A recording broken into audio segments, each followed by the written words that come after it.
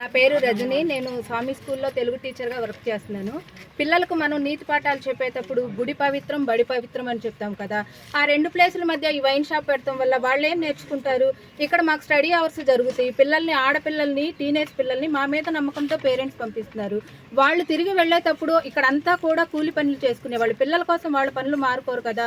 వాళ్ళు స్వేచ్ఛగా వెళ్ళగలుగుతున్నారు, మాకేం ఇబ్బంది లేదని. ఇలా వైన్ షాప్ ఉండటం వల్ల మనకందరికీ తెలిసిందే, రోజు న్యూస్ పేపర్లో ఎన్నో న్యూస్లు చూస్తున్నాం.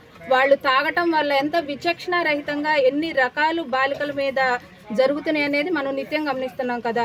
ఇటువంటి ప్రదేశంలో గుడి, బడి, కళ్యాణ మండపం, ఇన్ని ముఖ్యమైన ప్రదేశాలు అంతా కూడా హౌస్ వైఫ్స్ అనమాట. బయటికి రాని వాళ్ళు, ఇక్కడంతా కూడా బయటికి రాని వాళ్ళు. ఇలాంటి ప్లేసెస్లో ఇది పెడతాం ఎంతవరకు కరెక్ట్? ఇన్కమ్ సంపాదించాలంటే వేరే మార్గాలు ఉంటాయి. పెన్షన్ అనేది అది అసలు ఒక పొలిటికల్, వాళ్ళు ఎలా మాట్లాడగలుగుతున్నారో అర్థం కావట్లేదు. పెన్షన్కి దీనికి సంబంధం ఏముంది?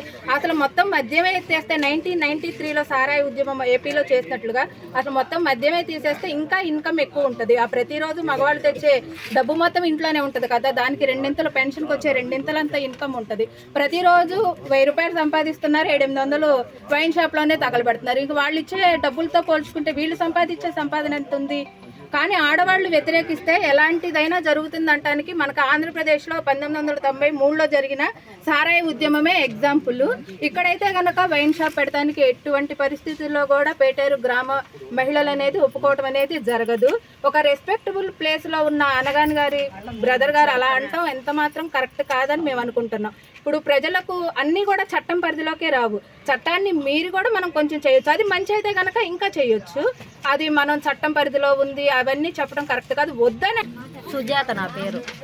ఇక్కడ మా ఇల్లు ఇక్కడ పక్కన కళ్యాణ మండపం, స్కూలు, ఆ పక్కన చూస్తే టెంపుల్. మా పిల్ల ఇంజనీరింగ్ చదువుతుంది. నైట్ 10:30కి బస్సు దిగిద్ది. పక్కనే కదా సెంటర్, వచ్చేసిద్ది. అమ్మ పడుకున్నామంటే బ్యాగ్ తీసుకుని వచ్చేసిద్ది. ఇక్కడ వైన్ షాప్ పెడతారు. వచ్చేవాళ్ళు పోయేవాళ్ళు కనీసం మేము అర్ధరాత్రి కడుపులు నొప్పి వస్తే ట్యాబ్లెట్ తెచ్చుకోవడానికి అడుగు దూరం. మగ మనిషి ఉన్నా లేకపోయినా మేము వెళ్ళి మా అంతటి మేము మా పనులు చేసుకోగలుగుతున్నాం. సాయంకాలం ముద్ద తినంగానే మన బజారే మనోళ్ళని అటు ఇటు రౌండ్లు వేస్తాం. మాకు బయటకు వచ్చి స్వేచ్ఛగా తిరిగే హక్కు ఉండదు. నా పిల్లోడి వయసు 17 ఏళ్ళు. ఇట్లా 10 మంది వెళ్తుండే చూసి ఇవాళ యూత్ ఎలా ఉన్నారో, మంచి కన్నా చెడుకు ఎక్కువ ఆకర్షణ అయ్యే రోజులు ఇవి.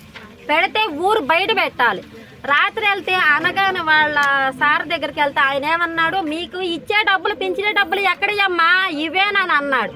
మాకు సరైన సమాధానం దొరకలా. ఇంట్లో వంట చేసుకోవాలా, పిల్లలకు అన్నం పెట్టుకోవాలా, భర్తలకు అన్నం పెట్టుకోవాలా. రాత్రి 10:30, 11ంటికి వాళ్ళ ఇంటికి వెళ్తే వాళ్ళు చెప్పిన సమాధానము, మేము గవర్నమెంట్ రూల్ దాటి ఎటువంటి పని మేము చేయట్లా, రూల్ ప్రకారంగా చేస్తాను అంటున్నారు. అదేమంటే స్కూల్కి 100 మీటర్ల దూరం ఉందంట, గుడికి 100 మీటర్ల దూరం. అంటే ఫ్యామిలీకి 100 మీటర్ల దూరాన్ని ఉండకూడదా? ఫ్యామిలీ మయాన్ అయితే పెట్టవచ్చా? ఇది ఎంతవరకు అండి న్యాయం? మీరు చెప్పండి. ఏమన్నా ప్రాబ్లం వస్తే గవర్నమెంట్ చెప్పండి అంటున్నారు. వాళ్ళ దగ్గరికి వెళ్తే మేమేం చేయమమ్మా, మాదేమి లేదు, అన్ని పకడ్బందీగా జరిగిపోయి మేమేం చేయలేమని చేతులు ఎత్తేసి దన్నే చేస్తారా, చెయ్యండి అని మగ మనుషుల మీదకి వచ్చారు వాళ్ళు. ఇది ఎంతవరకు న్యాయం మీరు చెప్పండి. ఇక్కడ మాత్రం వైన్ షాప్ పెడితే మేము ఇల్లు వాకిలు వదిలేసి పిల్ల జల్లతో వెళ్ళి షాప్లోనే కూర్చుంటాం. అంతే, ఇల్లు వాకిలు వదిలేస్తాం. 10 రోజులైనా వదిలేసి మేము ఇక్కడే కూర్చుంటాం. మాకు భద్రత అనేది ఉండదు.